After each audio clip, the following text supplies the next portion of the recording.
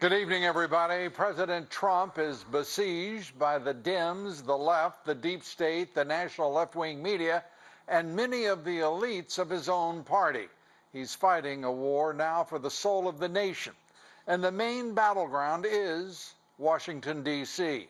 It is a swamp filled with ugly and dangerous creatures intent on the destruction of the Trump presidency.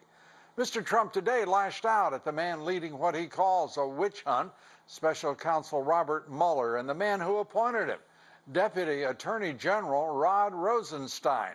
Rosenstein is also the man, as the president pointed out in a tweet this morning, who urged the president to fire James Comey, who is, yes, you guessed it, a good friend and former colleague of Robert Mueller.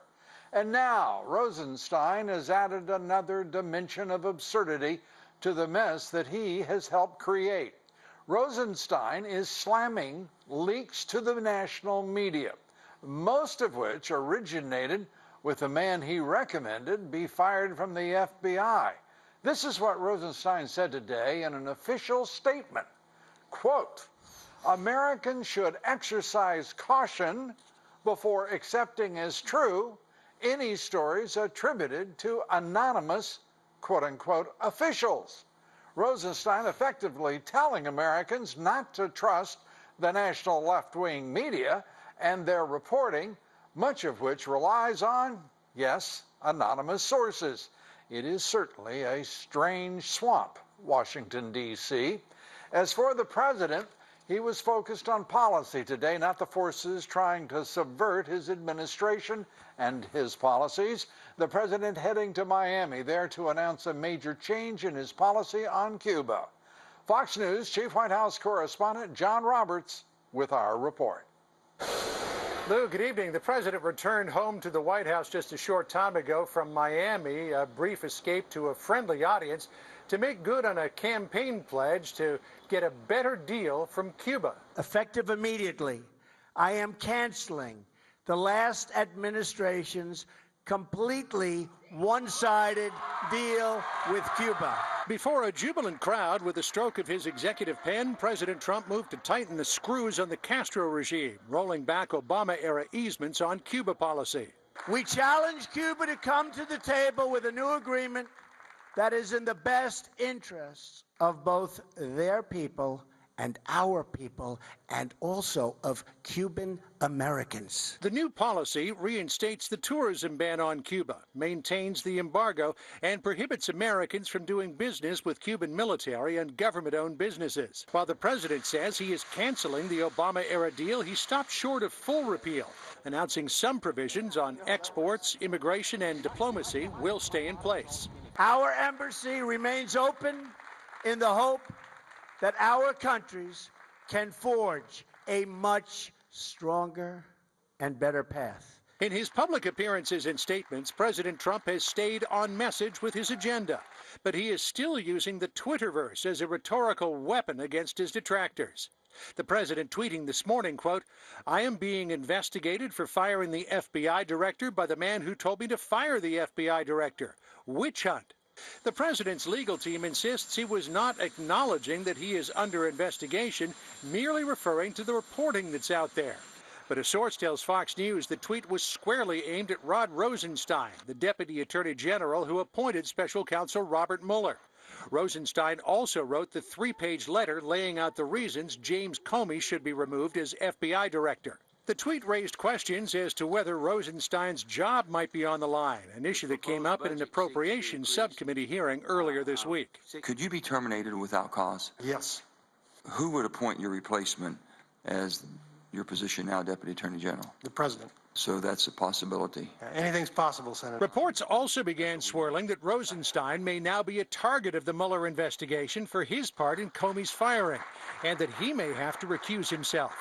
In a statement, Justice Department spokesman Ian Pryor told Fox News, quote, "As the Deputy Attorney General has said numerous times, if there comes a point when he needs to recuse, he will. However, nothing has changed."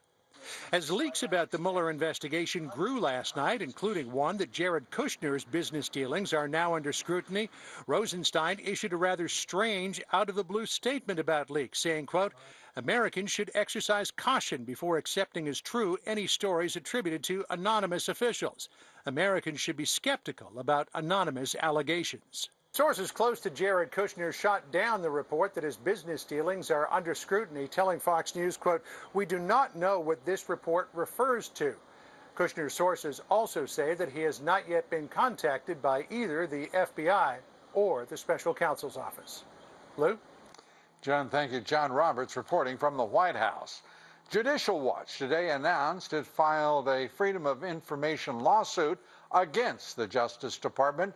Judicial Watch is seeking the memo written and leaked by James Comey after his meeting with President Trump.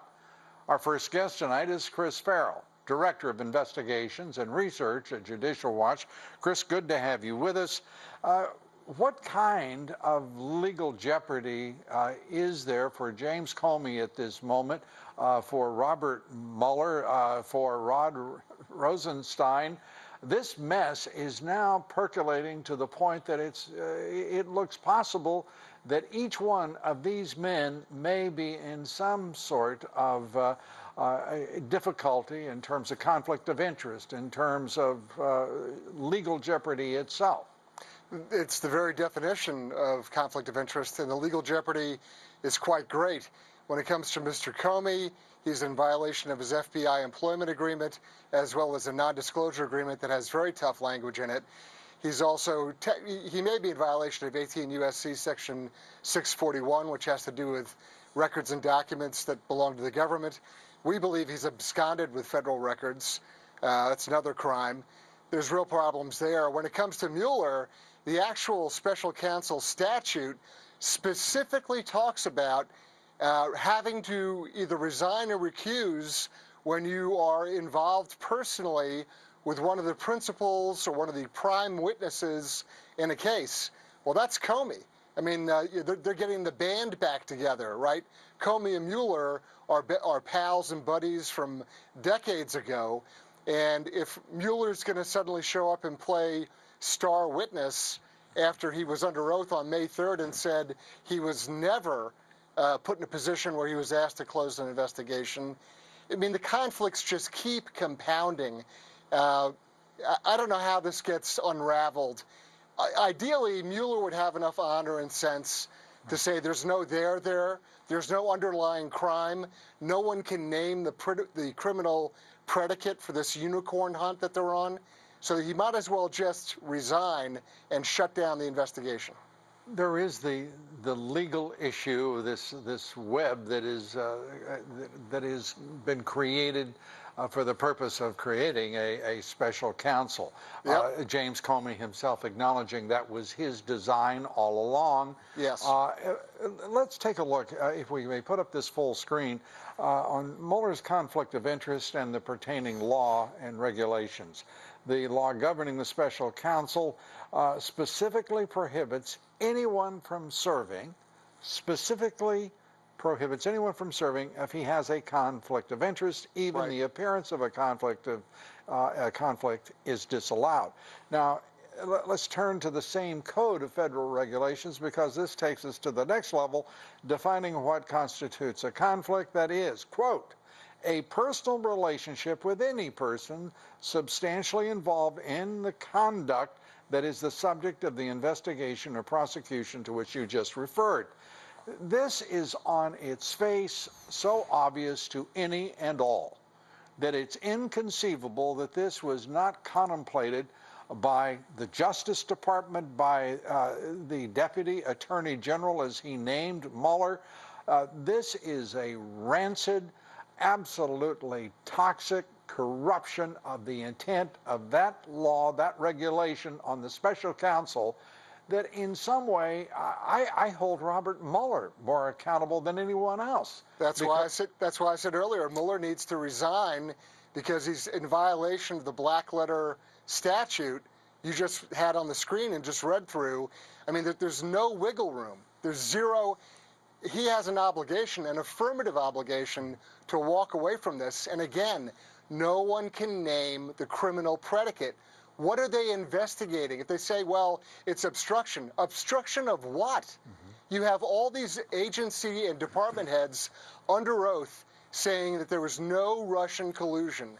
They've also said that the Russians, while they attempted to do some shenanigans, were unsuccessful. It had zero effect on the election, and they're all said it under oath. So where's the crime?